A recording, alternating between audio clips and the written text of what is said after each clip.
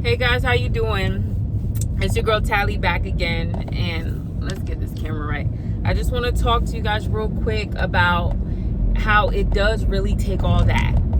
And a lot of times in society, whatever anybody tries to do, right? When you see somebody really lock in on whatever dream, whatever goal, whatever passion, maybe it's a hobby, maybe it's like church and God. When someone locks in on faith, when they lock in on that, there's always a voice, whether that comes from within you or like criticism of other people, and the criticism is gonna be like, dang, does it really take all that? And sometimes you could be your biggest hater. That's why I said that voice could come from even inside of you, like, dang, why are you doing all that? Like now your whole life belongs to this. You have no life outside of this. And I'm here to tell you that do not let that voice win. Do not let the criticism of that hating voice or those haters win, because the truth of the matter is it does take all that.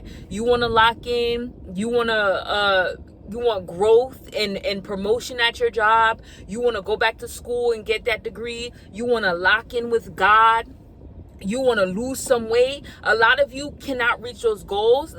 Let's talk about goals, because this is my perfect area, because I have goals set up in almost, if not every area of my life right now, right? And even when I begin to try to explain that to other people, they don't get it. They don't get it, and all they see it as is me punishing myself. So they just feel like I'm doing a lot and I'm putting a lot of pressure on myself. People, and it's usually people who don't have much going on and they're complacent with where they are at. So someone who's complacent with where they are at, they're comfortable with where they are at, they're not going to get it. And that's a story for another day. But I always tell you guys that we need to stop even trying to get those people to get it. We need to even stop trying to convince people of why we decide to do the things we do. And when I say we, I mean us who are goal oriented, us who have a goal or certain goals set up in our life that we want to accomplish, that we want to see come to fruition in this lifetime. And my message today to you again is it does take all that. You have to lock in. If you want to lock in, if you really want to see that goal happen, you're going to have to lock in. You're going to have to devote more time, energy, effort, money, whatever it needs. Time, energy, effort, money. Whatever, those are your resources that you have to give your goal. Time, money, energy, effort, whatever it is. You're going to have to devote that to your goal in order to see it come to fruition. And you're going to have to look like a freak. You're going to have to look like you're doing too much. You're going to have to look like you're obsessed. People are not going to get it. People are going to think that you're obsessed. They may even call you a narcissist. Oh, you're in love with yourself. You're full of yourself. Whatever it takes. But let me tell you, if you're watching this video right now and you're saying to yourself like, dang, I have some goals that I really want to lock in on, like I really want to begin working on them, you're going to have to understand that it does take all that. And the reason why you're not accomplishing your goals, the reason why you're not at least putting one foot in front of the other to make progress, whether that's small progress, big progress, the little bit of progress, is because you're not obsessed enough yet. It's because you haven't made up your mind enough that you're gonna lock in on this, and it doesn't matter what nobody thinks, it doesn't matter what they say, this is me and I'm going to go hard at this. That's why you're probably starting goals, or you're probably saying that you want to accomplish things, but then when you check the score, you're not making a dent in it. You're making New Year's promises, New Year's resolutions, and then where are we at right now? We're almost in September, so we're almost 9 months into the year, and you're checking back on yourself and you're like, wow, I didn't even make a dent in my goals that I set out to make this year. And the reason is because you're not obsessed enough. You're not willing to look crazy in front of other people. You're not willing to have other people look at you like you're like a sad case because that's all you care about. They're gonna say a lot of things. You're gonna feel that separation, because that's what people don't tell you. There's a separation And there's a loneliness that comes with locking in on your goals, where people are not going to understand you, where people are not going to agree with you, where people are thinking that you are doing too much, and it does not take all of that. There's even a little hater voice within you that's saying, dang, maybe I'm doing too much, maybe I need to relax. No, you have to lock in. If you want to see the goals go happen, if you want to see it happen in your life, you're struggling to make it happen, and it's not happening for you, but you want to see it happen, you're going to have to lock in harder than you ever locked in before. Because the message today is, yes, it absolutely does take all of that. I had something else to say. I can't really remember, but that's what it is right now. It absolutely does take all of that. And don't let anybody tell you different. I don't see any examples out in the world of people who became successful in whatever they were doing, whatever they were trying to accomplish, without having a period of time. I'm not saying their whole life, but we're having a period of time where they absolutely locked in and they had tunnel vision, and all they saw were their goal, was that goal that they set out to accomplish. And as I said, it's going to separate you. Today, guys, I'm back locked in. I wasn't off my diet, but I wasn't as locked in as I needed to be to see the changes that I need to make. So what that automatically tells me is that I need to allocate more time, energy, effort, or money to whatever I'm trying to see happen for myself. So there's a temptation also that's going to come into your life to try to sway you off your goals and try to get you unfocused. I go into work today, then people automatically, we get a cheese pizza for breakfast. My boss had leftover cheese pizza from his house last night. For some great idea, he decided to bring it into us for breakfast. You see the attack? I consider that an attack. Secondly, we're having something that we call lunch and learns for our clients. They come, we give them lunch, and they learn whatever we're teaching them. After the lunch and learn, there's usually some extras left over. It's like a box with a sandwich, chips, and cookies. They give it to us. Second attack. Third attack, it's someone's birthday. Now they want to bring in a cake for us. You see that? This is what happens when you really try to lock in. So expect that too. And see, now I remembered what I was going to tell you by telling you that story.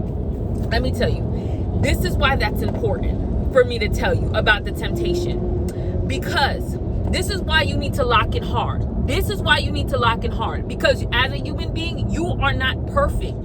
You are going to fall. So when you set out with that mindset already, like, oh, I'm not perfect, I'm going to make mistakes, I'm going to get off track sometimes, it's okay. In anything you do, not just a diet, but okay, I just do this, I'll just do just enough. When you set out with that mindset, you're going to do less than you set out to do, because you're already in the mindset of, okay, I'm not perfect.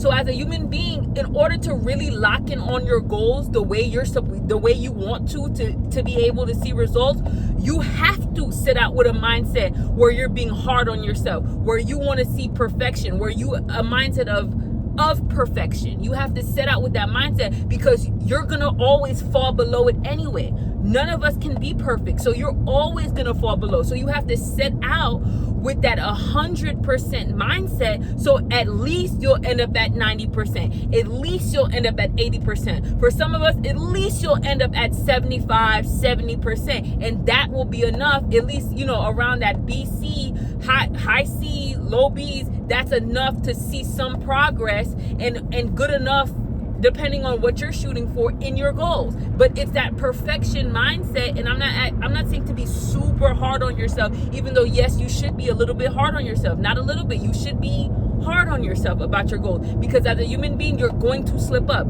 Slipping up is inevitable.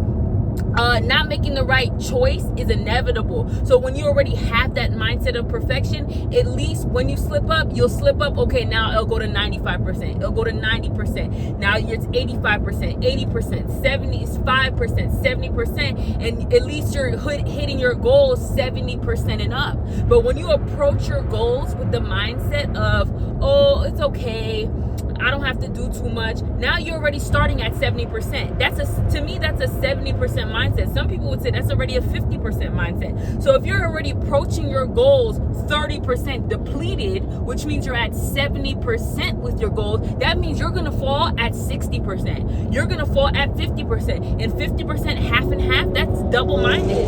That's not enough to accomplish your goals. That you see what I'm talking about? You're already approaching the goal with 70% by telling yourself, oh, it's okay, I can chill out, I don't have to do too much. So you're approaching it at 70%, and then when you make mistakes, when you get unfocused, which as human beings, we're always going to get unfocused, and we're always going to have to get right back on the path. Find yourself, get right back on the path. So you start at 70%, you're going to drop down to 65, 60, 55, 50, 40.